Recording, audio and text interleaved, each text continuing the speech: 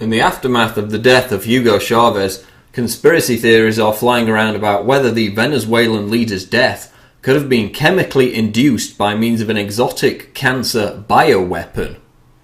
Hugo Chavez himself once speculated that the United States had a cancer weapon after being diagnosed with the disease in 2011.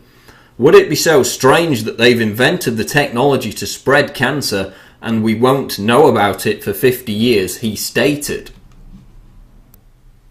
Chavez added that Fidel Castro warned him to be careful of such a plot. These people have technology, a little needle, and they inject you with I don't know what, Castro told Chavez. The Castro connection is interesting given the claims of Judith Baker, who says she was informed by alleged JFK murder accomplice David Ferry about a secret government assassination plot against Fidel Castro centering around an attempt to inject the Cuban leader with a cancer virus. We know for a fact that the early polio vaccines were infected with simian virus 40, SV40, originating from minced rhesus monkey kidneys, and that many of the soft tissue cancers over the last 50 years can be attributed to this tainted vaccine. Dr. Mary Sherman, who claims she was selected to help the government conduct secret research into the weaponization of cancer via the SV40 virus, was later found brutally murdered in her apartment.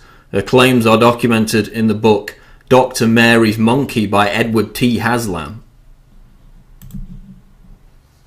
So while there remains no direct hard evidence that Chavez was killed by weaponized cancer, it would be naive to think that the CIA didn't consider every possible means of assassinating the firebrand socialist leader, especially given the documented attempts on his life which occurred around the time of the 2002 coup.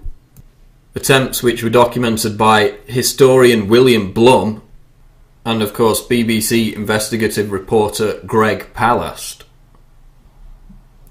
A few hours before Chavez's death was announced, Venezuela's Vice President Nicolas Maduro spoke about an imperialist plot to assassinate Chavez, alleging that Yasser Arafat had also been, quote, inoculated with an illness.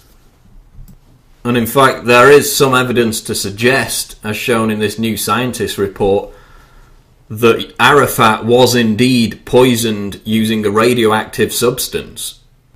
And now Russian Communist Party leader, second biggest party in Russia, Gennady Zyuganov, is spouting similar rhetoric calling for an international investigation into Chavez's death. How did it happen that 6 leaders of Latin American countries which had criticised US policies and tried to create an influential alliance in order to be independent and sovereign states fell ill simultaneously with the same disease? Zyuganov told Russian state television, referring to other leaders such as Brazil's current president Dilma Rousseff, Paraguay's Fernando Lugo, and the former Brazilian leader Luiz Inácio Lula da Silva, all of whom developed cancer in recent years.